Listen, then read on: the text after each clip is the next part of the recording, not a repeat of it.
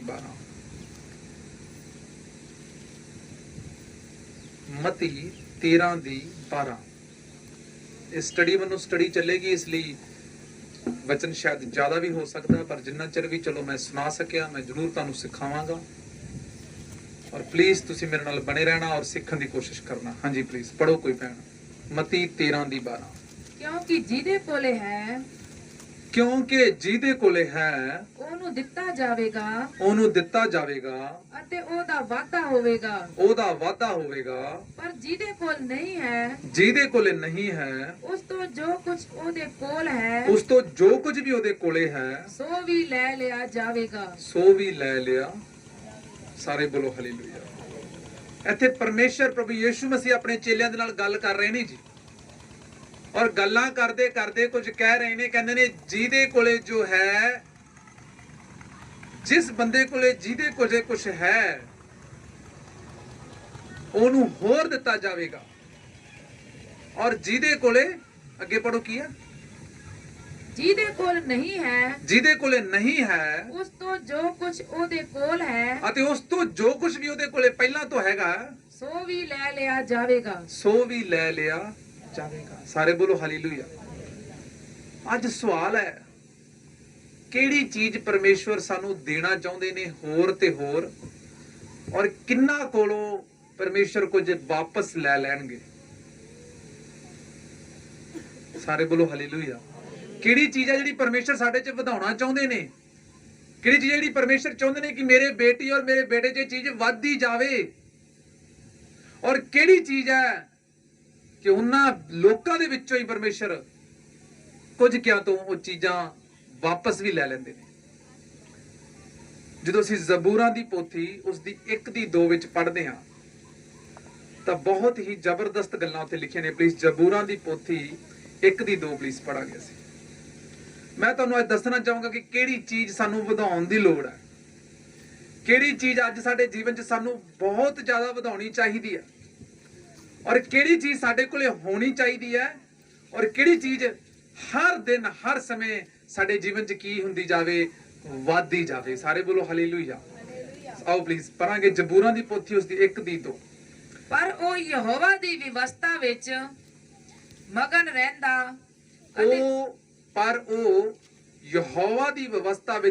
ਰਹਿੰਦਾ ਅਤੇ ਦਿਨ ਰਾਤ ਉਸ ਦੀ ਵਿਵਸਥਾ ਉੱਤੇ ਧਿਆਨ ਕਰਦਾ ਹੈ। ਧਿਆਨ ਕਰਦਾ। ਸਾਰੇ ਬੋਲੋ ਹਾਲੇਲੂਇਆ।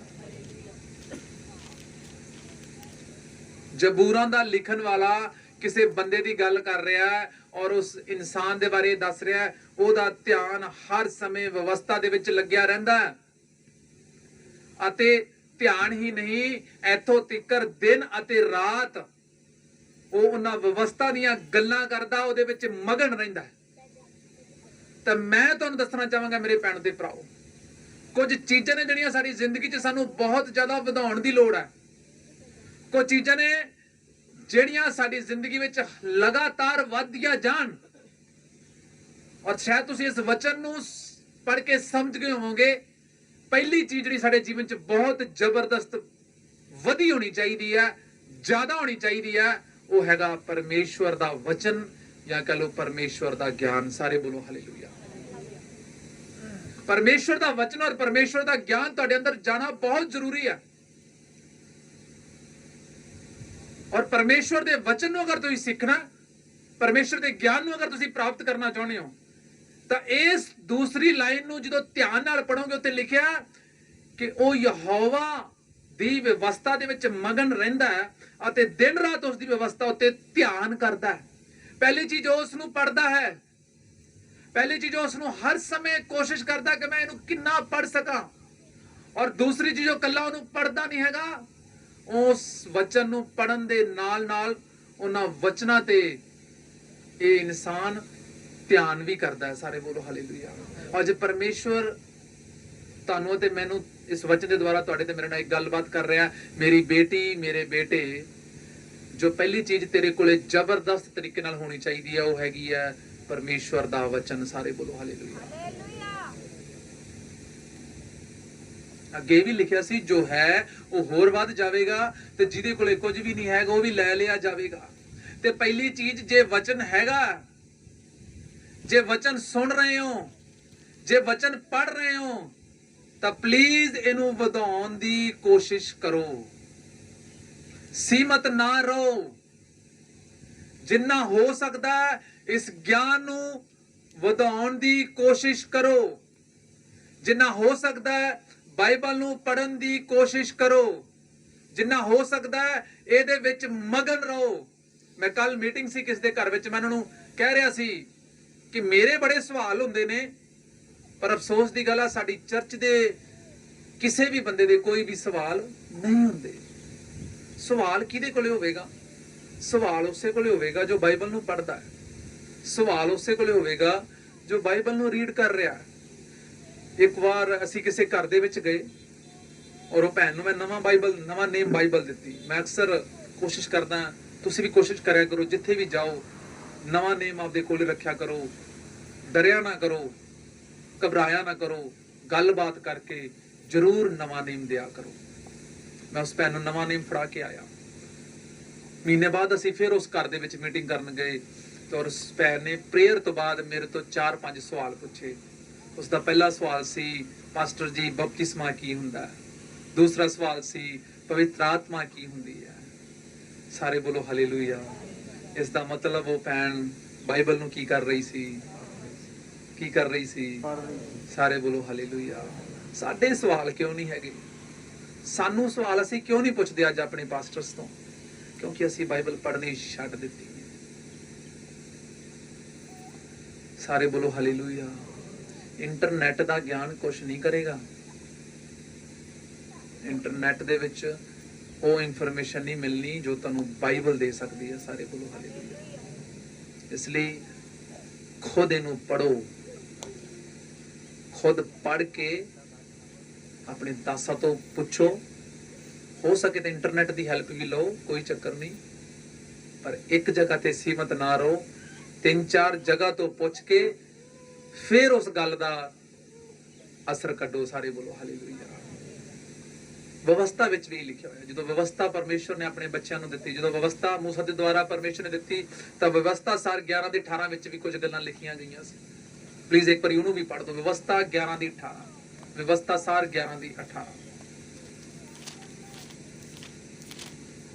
ਮੈਂ ਅੱਜ ਜ਼ਿਆਦਾ ਜ਼ੋਰ ਤੁਹਾਡੇ ਤੇ ਦੇ ਰਿਹਾ ਕਿ ਮੇਰੇ ਭੈਣ ਤੇ ਭਰਾਓ ਬਾਈਬਲ ਨੂੰ ਪੜ੍ਹਨਾ ਕੀ ਕਰ ਦੋ, ਸ਼ੁਰੂ ਕਰ ਦੋ।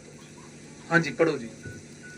ਤੁਸੀਂ ਮੇਰੀਆਂ ਇਹਨਾਂ ਗੱਲਾਂ ਨੂੰ ਆਪਣਿਆਂ ਦਿਲਾਂ ਅਤੇ ਜਾਨਾਂ ਵਿੱਚ ਰੱਖਣਾ। ਹਾਂਜੀ, ਸਭ ਤੋਂ ਪਹਿਲੀ ਗੱਲ ਆਪਣੇ ਦਿਲ ਔਰ ਆਪਣੀ ਜਾਨ ਦੇ ਵਿੱਚ। ਇਹ ਪਰਮੇਸ਼ਵਰ ਦਾ ਵਚਨ ਤੁਹਾਡੇ ਦਿਲ ਤੇ ਤੁਹਾਡੀ ਜਾਨ ਦੇ ਵਿੱਚ ਹੋਣਾ ਚਾਹੀਦਾ। ਪਿਛਲੇ ਸਮਿਆਂ ਦੇ ਵਿੱਚ ਮੈਂ ਇੱਕ ਗਵਾਹੀ ਦੇਖੀ ਸੀ, ਉੱਥੇ ਲਿਖਿਆ, ਉनको परमेश्वर के वचन अपनी जान से भी ज्यादा प्यारे थे।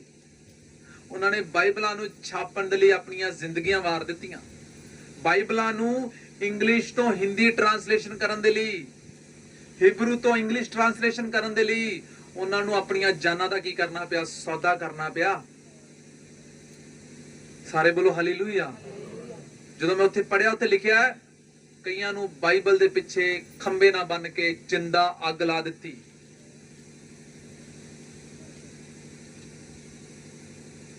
ਇੰਨਾ ਪਿਆਰ ਸੀ ਉਹਨਾਂ ਨੂੰ ਪਰਮੇਸ਼ਵਰ ਦੇ ਵਚਨ ਦੇ ਨਾਲ।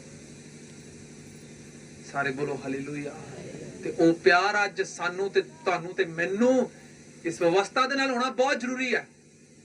ਹਾਂਜੀ ਪੜੋ ਜੀ ਪਲੀਜ਼। ਤੁਸੀਂ ਮੇਰੀਆਂ ਇਹਨਾਂ ਗੱਲਾਂ ਨੂੰ ਆਪਣਿਆਂ ਦਿਲਾਂ ਅਤੇ ਜਾਨਾਂ ਵਿੱਚ ਰੱਖਣਾ। ਦਿਲ ਅਤੇ ਜਾਨ ਚ ਇਹ ਪਰਮੇਸ਼ਰ ਦਾ ਵਚਨ ਤੁਹਾਡੇ ਅੰਦਰ ਹੋਣਾ ਚਾਹੀਦਾ ਹੈ। ਅਤੇ ਉਹਨਾਂ ਨੂੰ ਤੁਸੀਂ ਨਿਸ਼ਾਨੀਆਂ ਲਈ ਆਪਣੇ ਹੱਥ ਉੱਤੇ ਬੰਨਣਾ। ਅੱਛਾ, ਵਚਨਾਂ ਨੂੰ ਹੱਥ ਉੱਤੇ ਬੰਨ ਸਕਦੇ ਹੋ ਅੱਗੇ। ਅਤੇ ਉਹ ਤੁਹਾਡੀਆਂ ਅੱਖਾਂ ਦੇ ਵਿਚਕਾਰ ਤਵੀਤ ਵਾਂਗ ਹੋਣ। ਔਰ ਉਹ ਤੁਹਾਡੀਆਂ ਅੱਖਾਂ ਦੇ ਵਿਚਕਾਰ ਤਵੀਤ ਵਾਂਗ ਹੋਣ। ਕੋਸ਼ਿਸ਼ ਕਰੋ ਤੁਹਾਡੇ ਘਰਾਂ ਦੇ ਅੰਦਰ ਵਚਨ ਲੱਗੇ ਹੋਣ। ਕੋਸ਼ਿਸ਼ ਕਰੋ ਤੁਹਾਡੇ ਗੇਟ ਦੇ ਬਾਹਰ ਵਚਨ ਲੱਗੇ ਹੋਣ। ਕੋਸ਼ਿਸ਼ ਕਰੋ ਤੁਹਾਡੇ ਡਰਾਇੰਗ ਰੂਮ ਦੇ ਵਿੱਚ ਵਚਨ ਲੱਗੇ ਹੋਣ। ਕੋਸ਼ਿਸ਼ ਕਰੋ ਤੁਹਾਡੇ ਬੈਡਰੂਮ ਦੇ ਵਿੱਚ ਵਚਨ ਲੱਗੇ ਹੋਣ। ਮੈਨੂੰ ਕੱਲ ਕੋਈ ਸਾਡੇ ਘਰੇ ਦੱਸ ਰਿਹਾ ਸੀ, ਮੇਰੇ ਬ੍ਰਦਰ ਦੇ ਦੋਸਤ ਉਸ ਜੋ ਸਾਡੇ ਘਰੇ ਆਏ ਤੇ ਉਹਨਾਂ ਨੇ ਸਾਡੇ ਘਰੇ ਇੱਕ ਪੋਸਟਰ ਵੇਖਿਆ, ਆਤਮਾ ਦੇ ਫਲ, ਪਿਆਰ, ਪ੍ਰੇਮ, ਆਨੰਦ, ਸ਼ਾਂਤੀ, ਧੀਰਜ, ਭਲਾਈ, ਵਫਾਦਾਰੀ, ਸਾਦੇ 7 ਫਲ ਉਹ ਲੜਕੇ ਨੇ ਪੜ੍ਹੇ। ਵੇਖ ਕੇ ਕਹਿੰਦਾ ਜੇ ਆਹ ਵਾਲੀਆਂ ਸਾਰੀਆਂ ਗੱਲਾਂ ਕਿਸੇ ਬੰਦੇ ਵਿੱਚ ਆ ਜਾਣ ਤੇ ਬੰਦਾ ਰੱਬ ਹੀ ਬਣ ਜੇ।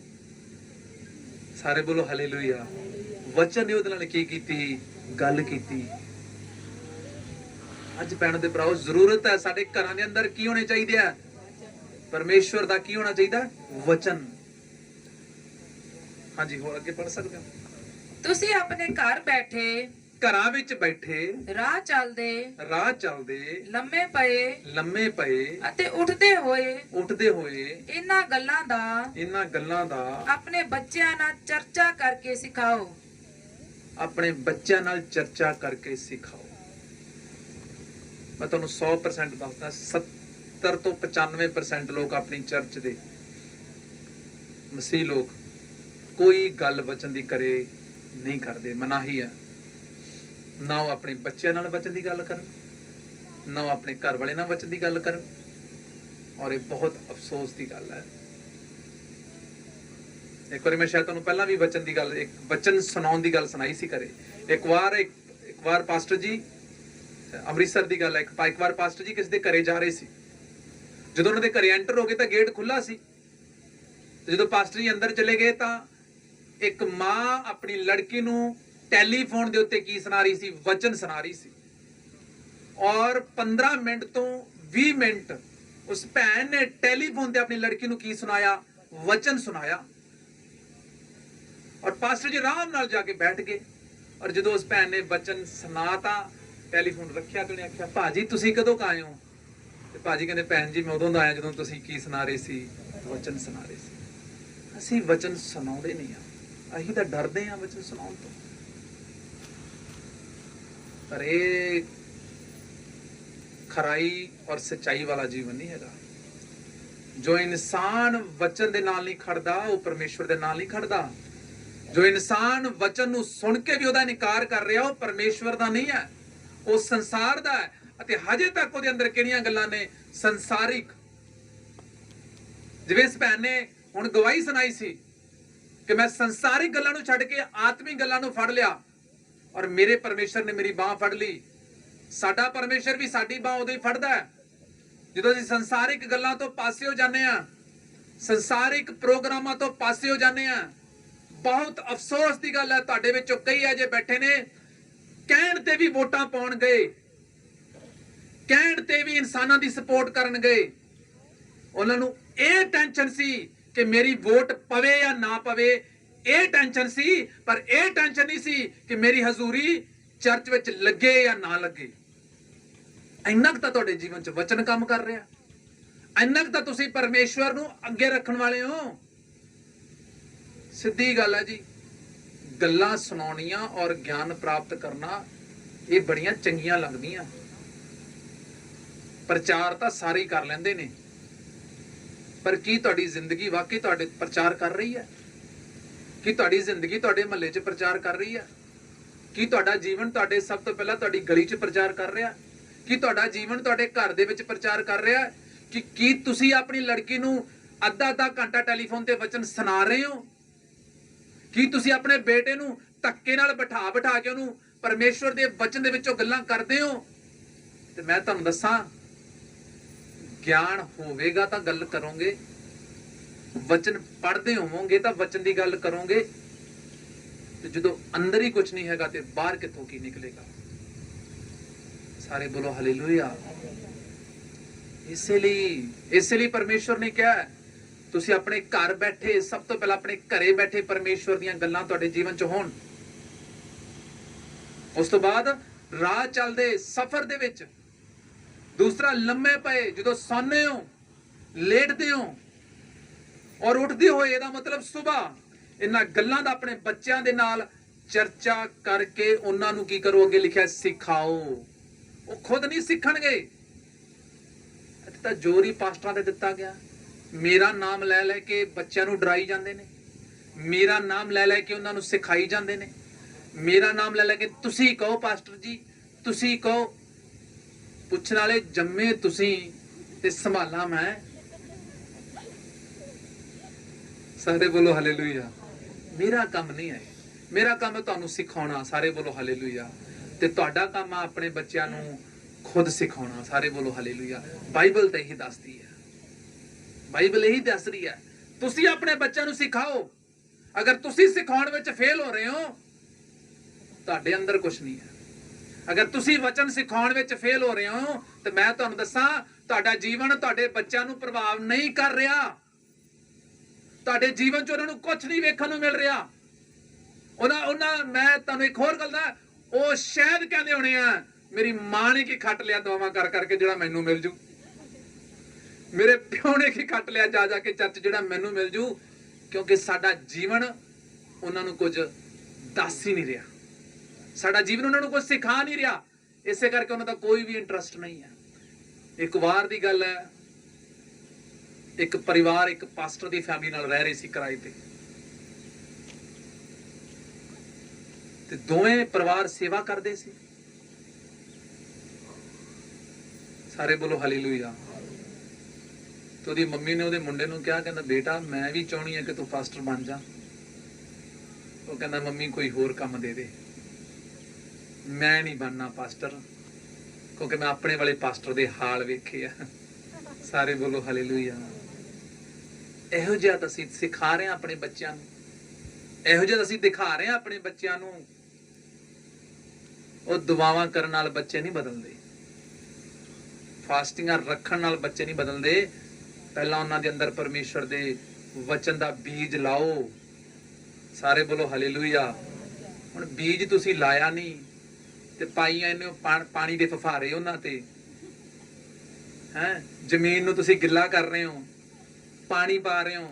ਹੁਣ ਦੇਖੋ, ਮੰਨ ਲਓ ਆ ਜ਼ਮੀਨ ਹੋਵੇ, ਜ਼ਮੀਨ ਦੇ ਵਿੱਚ ਤੁਸੀਂ ਬੀਜ ਨਾ ਲਾਇਆ ਹੋਵੇ, ਪਾਣੀ ਪਾਈ ਜਾਓ, ਕੁਛ ਵੀ ਕਰੀਓ, ਕੀ ਉਗਰੇਗਾ ਕੁਛ ਉਹਦੇ ਵਿੱਚੋਂ? ਕੁਛ ਨਿਕਲੇਗਾ? ਨਹੀਂ ਨਿਕਲੇਗਾ। ਪਹਿਲਾਂ ਉਹਨਾਂ ਦੇ ਅੰਦਰ ਕੁਝ ਬੀਜੋ, ਪਹਿਲਾਂ ਉਹਨਾਂ ਦੇ ਅੰਦਰ ਵਚਨ ਨੂੰ ਬੀਜੋ, ਫਿਰ ਦੁਆ ਕੰਮ ਕਰੇਗੀ, ਫਿਰ ਤੁਹਾਡੀ ਫਾਸਟਿੰਗ ਕੰਮ ਕਰੇਗੀ। ਪਹਿਲਾਂ ਵਚਨ ਬੀਜੋ। ਸਾਰੇ ਬੋਲੋ ਹਾਲੇਲੂਇਆ। ਸਭ ਤੋਂ ਪਹਿਲਾਂ ਜਦੋਂ ਅਸੀਂ ਕਿਸੇ ਨਾਲ ਵੀ ਗੱਲਬਾਤ ਕਰਦੇ ਹਾਂ, ਅਸੀਂ ਉਹਦੇ ਸਿਰ ਤੇ ਹੱਥ ਰੱਖ ਕੇ ਦੁਆ ਕਰਨ ਲੱਗ ਜਾਂਦੇ। ਮੰਨ ਲਓ ਤੁਸੀਂ ਨਵੇਂ ਬੰਦੇ ਨੂੰ ਕਿਸੇ ਨੂੰ ਮਿਲਦੇ ਹੋ, ਫੜ ਕੇ ਦੁਆ ਕਰ ਦਿੰਦੇ ਹੋ ਕਿ ਕਹਿ ਦਿੰਦੇ ਹੋ ਛੂਲੇ ਪਵਿੱਤਰ ਆਤਮਾ? ਨਹੀਂ। ਸਾਰੇ ਬੋਲੋ ਹਾਲੇਲੂਇਆ। ਸਭ ਤੋਂ ਪਹਿਲਾਂ ਨੂੰ ਕੀ ਸੁਣਾਉਣੇ ਹੋ? ਪਰਮੇਸ਼ਵਰ ਦਾ ਵਚਨ। ਮੈਂ ਪਿਛਲੇ ਸਮੇਂ ਪੜ੍ਹਿਆ ਸੀ 7 ਤਰ੍ਹਾਂ ਦੀ ਅਲੱਗ-ਅਲੱਗ ਕਿਸਮ ਦੇ ਬਾਰੇ ਦੱਸਿਆ ਪਰਮੇਸ਼ਵਰ ਦੇ ਵਚਨ। ਉਹਦੇ ਵਿੱਚ ਲਿਖਿਆ ਇਹ ਨਾਸ਼ਵਾਨ ਬੀਜ ਹੈ। ਸਾਰੇ ਬੋਲੋ ਹਾਲੇਲੂਇਆ। ਇਹ ਕਿਹੜਾ ਬੀਜ ਹੈ? ਨਾਸ਼ਵਾਨ ਬੀਜ, ਜਿਹੜਾ ਕਦੇ ਵੀ ਨਾਸ਼ ਨਹੀਂ ਹੁੰਦਾ। ਔਰ ਅਗਰ ਤੁਸੀਂ ਇਹ ਕਿਸੇ ਦੇ ਜੀਵਨ ਵਿੱਚ ਬੀਜ ਦਿੱਤਾ ਮੇਰੇ ਭੈਣੋ ਤੇ ਭਰਾਓ, ਇਹ ਫੁੱਟੇਗਾ। ਇਹਨੇ ਤਾਂ ਆਪਦਾ ਕੰਮ ਕਰਨਾ ਹੀ ਹੈ। ਇਸ ਲਈ ਪਲੀਜ਼ ਘਰਾਂ ਦੇ ਵਿੱਚ ਸਭ ਤੋਂ ਪਹਿਲਾਂ ਕੰਮ ਆਪਣੀ ਫੈਮਿਲੀ ਤੋਂ ਸ਼ੁਰੂ ਕਰੋ, ਪਰਿਵਾਰ ਤੋਂ ਸ਼ੁਰੂ ਕਰੋ, ਫਿਰ ਗਲੀ 'ਚ ਜਾਇਓ ਅਤੇ ਫਿਰ ਸ਼ਹਿਰ 'ਚ ਜਾਇਓ। ਆਮ ਤੌਰ ਤੇ ਅਸੀਂ ਦੇਖਿਆ ਕਿ ਅਸੀਂ ਬਾਹਰ ਬਾਹਲਾ ਜ਼ੋਰ ਲਾਉਣੇ ਆ, ਆਪਣੇ ਘਰ ਦੇ ਵਿੱਚ ਜ਼ੋਰ ਨਹੀਂ ਲਗਾ ਰਹੇ। ਅਸੀਂ ਚਰਚ 'ਚ ਜਾ ਕੇ ਜ਼ਿਆਦਾ ਜ਼ੋਰ ਲਾ ਰਹੇ ਹਾਂ, ਅਸੀਂ ਘਰ 'ਚ ਜ਼ੋਰ ਨਹੀਂ ਲਗਾ ਰਹੇ। ਅਸੀਂ ਦੂਸਰੇ ਦੇ ਬੱਚਿਆਂ ਤੇ ਜ਼ਿਆਦਾ ਜ਼ੋਰ ਲਾ ਰਹੇ ਹਾਂ, ਆਪਦੇ ਬੱਚੇ ਵੱਲ ਸਾਡਾ ਕੋਈ ਧਿਆਨ ਹੀ ਨਹੀਂ ਹੈ।